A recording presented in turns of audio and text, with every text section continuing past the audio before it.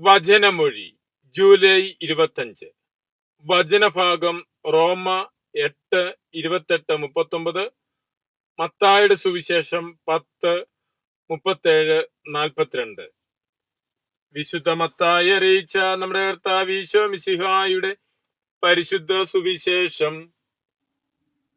പിതാവിനെയോ മാതാവിനെയോ എന്നേക്കാൾ അധികം സ്നേഹിക്കുന്നവൻ എനിക്ക് യോഗ്യനല്ല. പുത്രനെയോ പുത്രിയെയോ എന്നേക്കാൾ അധികം സ്നേഹിക്കുന്നവനും എനിക്ക് യോഗ്യനല്ല. സ്വന്തം കുരിശെടുത്ത് എന്നെ അനുഗമിക്കാത്തവൻ എനിക്ക് യോഗ്യനല്ല. സ്വന്തം ജീവൻ കണ്ടെത്തുന്നവൻ അത് നഷ്ടപ്പെടുത്തും. എന്നെ പ്രതി സ്വന്തം ജീവൻ നഷ്ടപ്പെടുത്തുന്നവൻ അത് കണ്ടെത്തും. നിങ്ങളെ സ്വീകരിക്കുന്നവൻ എന്നെ സ്വീകരിക്കുന്നു. എന്നെ സ്വീകരിക്കുന്നവൻ എന്നെ അയച്ചവനെ സ്വീകരിക്കുന്നു. പ്രവാചകനെ പ്രവാചകനെന്ന നിലയിൽ സ്വീകരിക്കുന്നവന് പ്രവാചകന്റെ പ്രതിഫലവും, നീതിമാനെ നീതിമാനെന്ന നിലയിൽ സ്വീകരിക്കുന്നവന് നീതിമാന്റെ പ്രതിഫലവും ലഭിക്കും.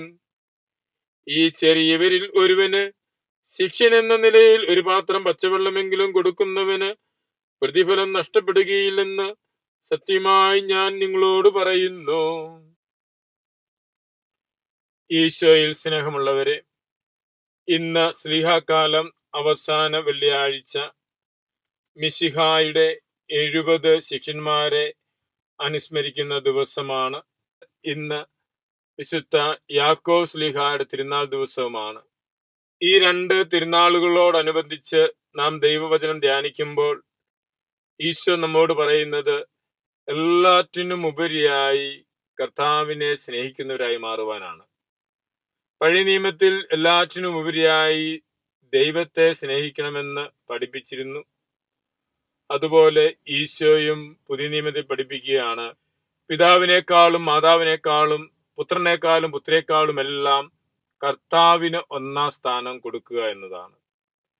ദൈവത്തിന് അനുദിന ജീവിതത്തിൽ 1-ാം സ്ഥാനം നൽകിക്കൊണ്ട് ജീവിതത്തെ ക്രമീകരിക്കുന്നവരായി മാറാൻ തിരുവചനം ഇന്ന് നമ്മെ ക്ഷണിക്കുകയാണ്.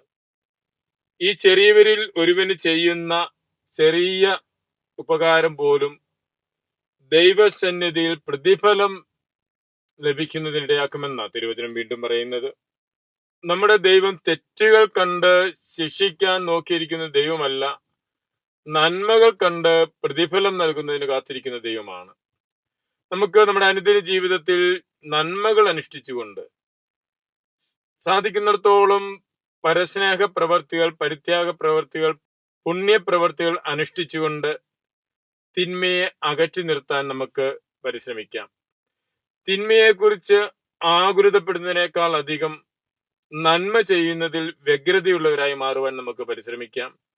നമ്മുടെ കർത്താവ് നന്മകൾ കണ്ട് അതിന് പ്രതിഫലം നൽകുന്നവനാണ്. അനുദിന ജീവിതത്തിൽ പരസ്നേഹ പ്രവർത്തികളിലൂടെ, പരിത്യാഗ പ്രവർത്തികളിലൂടെ, പുണ്യപ്രവർത്തികളിലൂടെ നന്മകൾ ചെയ്തുകൊണ്ട് തിന്മയെ അകറ്റി നിർത്തുവാൻ നമുക്ക് പരിശ്രമിക്കുകയും അതിനായി ദൈവകൃപ പ്രാർത്ഥിക്കുകയും ചെയ്യാം. മിശിഹ നമ്മെ അനുഗ്രഹിക്കട്ടെ. ആമേൻ.